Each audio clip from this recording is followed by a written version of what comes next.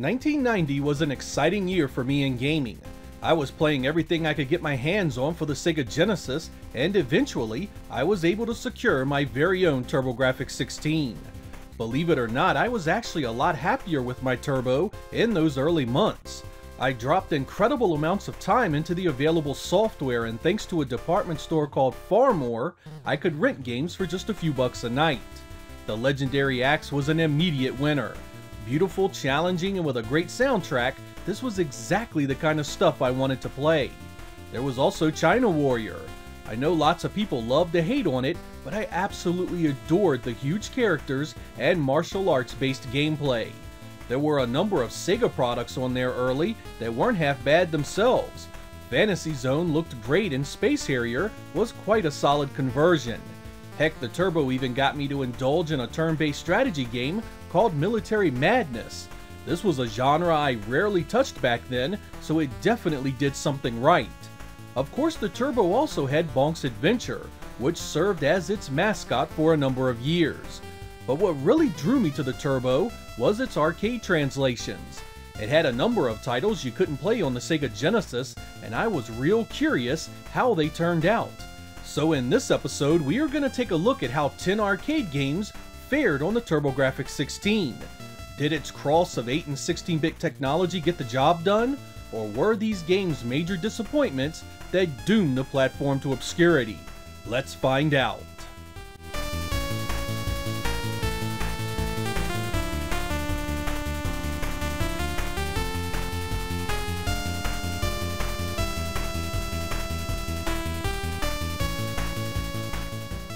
In 1988, Data East released the run-and-gun classic Bloody Wolf in the arcade.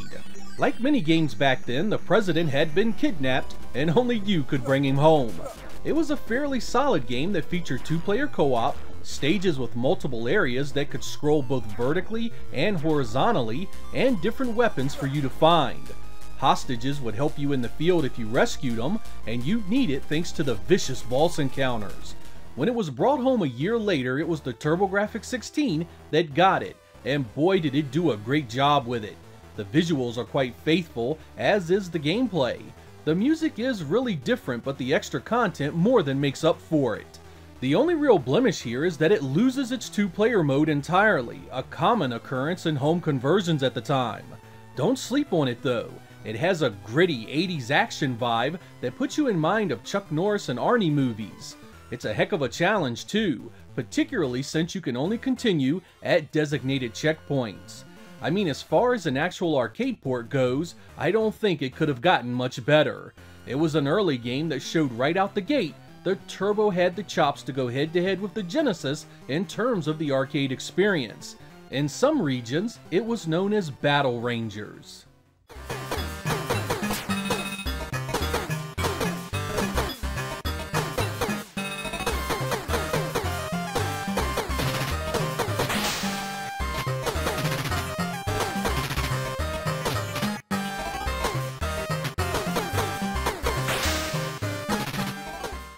Also in 1988 came Namco's gore-fest Splatterhouse. The arcade of this was a wild ride of blood, guts, ghost, and pop culture references. Rick and his girlfriend Jennifer seek shelter from a vicious storm in the West Mansion, only to head straight into hell itself. Now your only chance at getting out of this is to listen to the ancient terror mask and accept its unholy power. Most of the gameplay here was a simple beat-em-up style with the occasional weapon to help you eviscerate your foes. Most of the appeal was centered on its gory visuals, locations, and terrifying bosses. A home port would need to keep these things to have any hope of preserving the experience. It just so happens that in 1990, the Turbo did exactly that. As you'd expect, the detail and animation had to be dialed back some, but this is still a really solid representation of the coin-op original. Sprites are still large, much of the gore is still intact, and it sounds absolutely fantastic. If you have the opportunity, the Japanese release is the way to go. The US version was censored and changed in a number of areas, so much so that even one of the bosses is quite a bit different. Outside of that, this hardware punched well above its weight again, and brought the arcade home on a very satisfactory level. Namco would put its sequels on Sega's 16-bit machine afterwards, but this one always held a special place with me.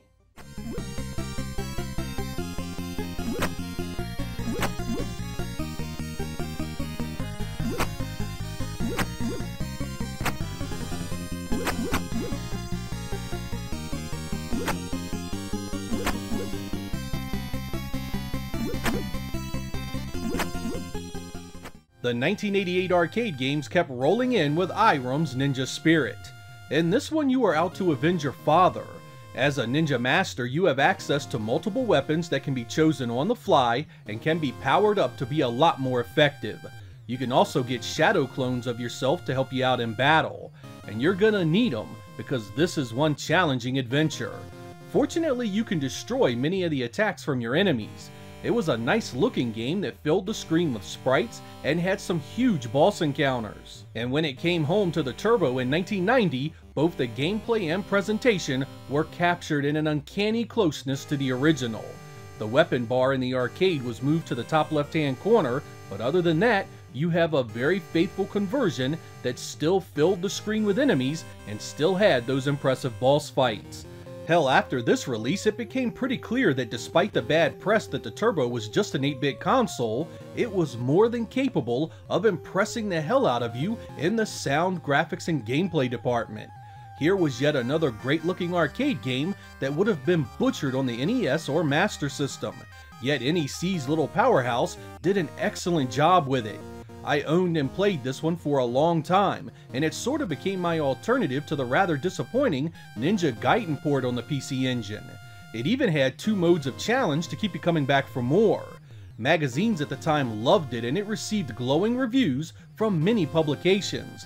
It was available on the Wii U's Virtual Console service for a long time, but all Irum releases have since been delisted.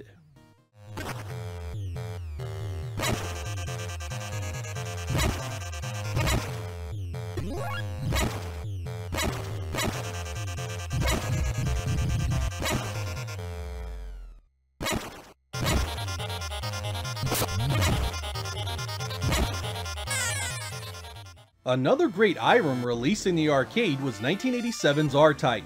It was a horizontal shoot-'em-up that gave you a force option to use in battle. It could be used as a shield in many instances or detached as a secondary means of spreading your offensive capabilities. It was noteworthy for me thanks to its soundtrack and huge screen-filling bosses. I had seen the Sega Master System version at home first, but the 1989 Turbografx release was on an entirely different level. It had some concessions in terms of sprite flicker and slowdown, but this was still an incredible representation of the arcade. Bosses were still huge, there were loads of enemies on screen, and it sounded great. It was as close to the arcade as any shoot-'em-up had been on the Genesis that early, and again showed the platform had the power to keep arcade fans more than happy. In Japan, RType was broken up over 2 releases on HuCard before being brought home in one release for the PC Engine CD. The US version had the entire game on one card. For a long time, this was the version to play, and as solid a home port as you could have wanted.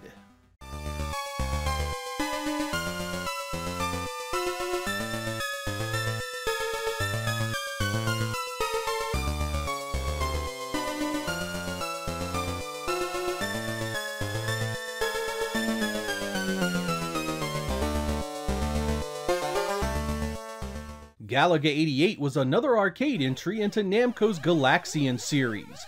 It changed up the formula a bit by including vertically scrolling stages with the single screen battles, as well as multiple endings. It was a simple shooter that sounded great and had a really fun hook of allowing you to warp to different dimensions, which changed up your enemies. When the Turbo got it in 1989, the name was updated to Galaga 90, but it was the same great game. The graphics were never what I'd call impressive, but the Turbo still did an admirable job capturing the feel of the arcade. It sounded great too, but it was the gameplay that really mattered here, and this port was a home run start to finish. It's got the pick up and play quality that Golden Era arcade titles excelled at. It's not going to knock your socks off visually, but it'll keep you entertained all the same.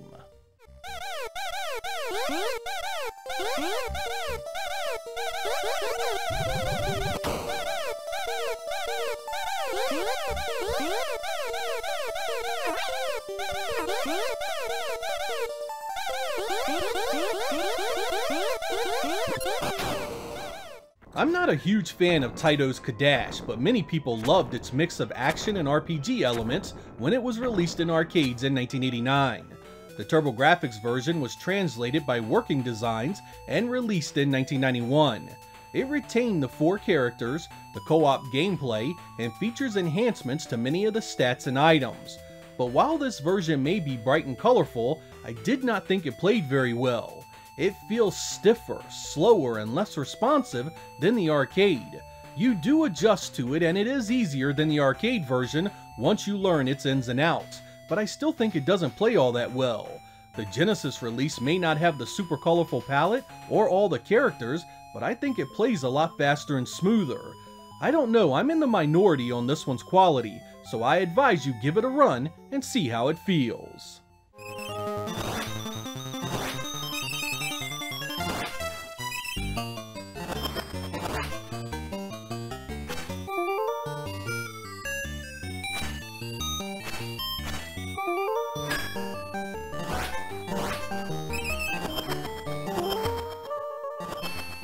When the first Street Fighter landed in the arcade, I was smitten.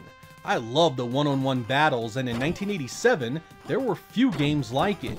It had digitized speech, different locations and fighters, and I had never seen so many buttons on an arcade game before. This was well before its sequel came around and redefined the genre, so what may feel awkward today was actually really cool back then. When it was brought to the Turbo CD as Fighting Street in 1989, I was thoroughly blown away. Just a year removed from the arcade, to get a conversion this close was unheard of. Yes, you lose the moving background layer and some of the finer details, but just look at that. The Turbo CD did an unbelievable job of converting this. Most everything was here too. The fighters, the stages, the moves, the speech, the bonus games. I mean, this was the arcade version at home. It's really tough to go back and play this today because it feels so different from its sequels, but I remember dropping some serious time into it as a kid. This, along with East Book 1 and 2, were 2 of my most played CD games, a special time that made me grateful I was old enough to buy my own games.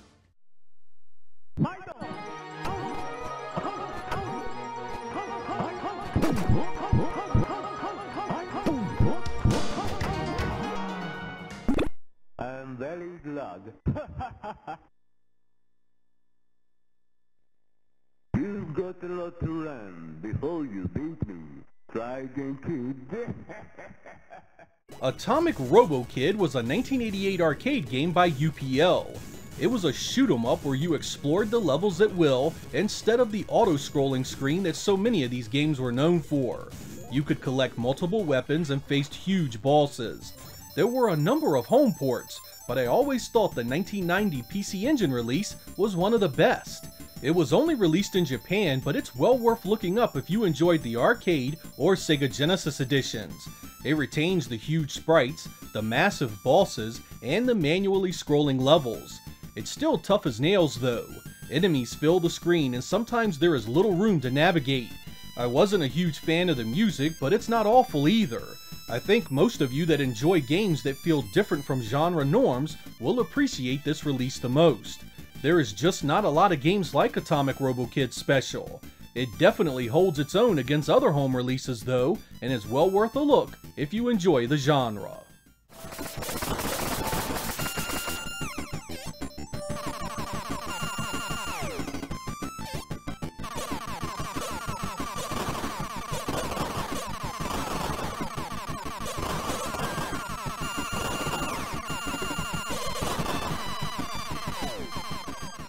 Chase HQ is a classic arcade release by Taito that landed in 1988.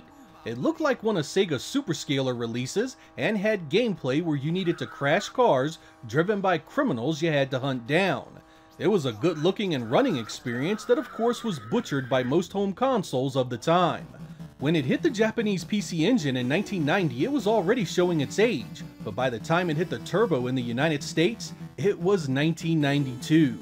This style of game had seen major strides in the arcade by that point, so the watered-down home releases were coming up even shorter than before. I never thought this version played the best. It's easy to run off the road and the constant quick turns means running into other cars to the point of frustration. I don't know, I was just never really impressed with this port.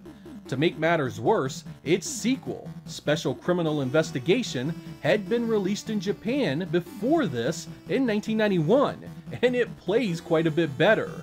This made the US release of Chase HQ almost worthless. They waited too long to release it in the United States and had a better game they could have chosen at the same time. If you like this series, stick to the Japanese-only sequel.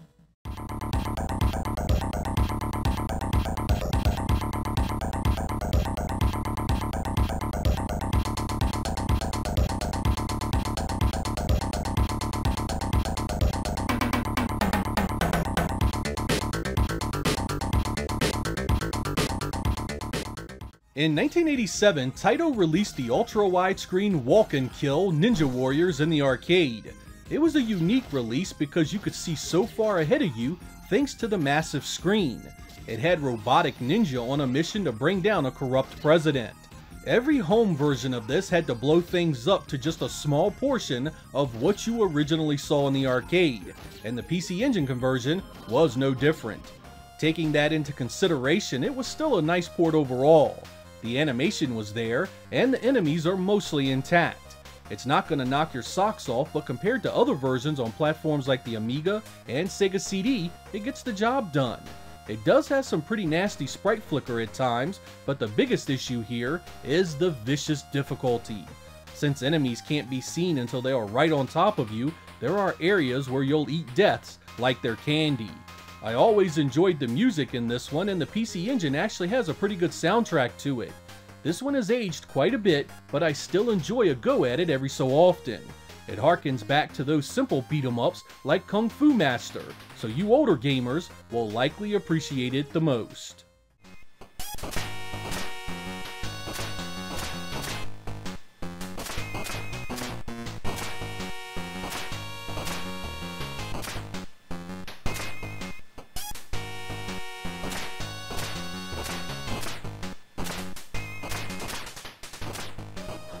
Of course, the PC Engine and Turbografx 16 received many more arcade ports than I showed you here.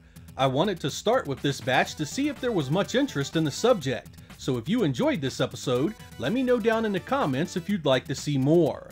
I think most of you will agree that this platform was quite impressive for hardware originally released in 1987. That's right. A year before the Japanese Mega Drive was available, the PC Engine was providing the arcade at home on an unprecedented level. What is perhaps most impressive was that many of the arcade games we covered in this episode were released after the PC Engine in 1988 and 1989, yet it still was able to do incredibly accurate ports nonetheless. The vast majority of these releases were also on tiny 3 and 4 megabit cards, a miracle of developer skill.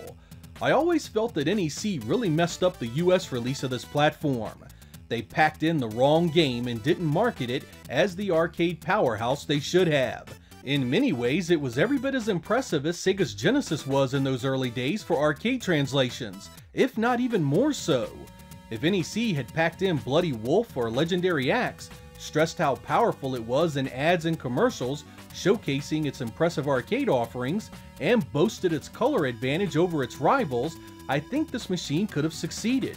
If you have never given the Turbografx a real chance, you are missing out on some really nice software. Not just arcade ports like I showed you here, but tons of exclusives too.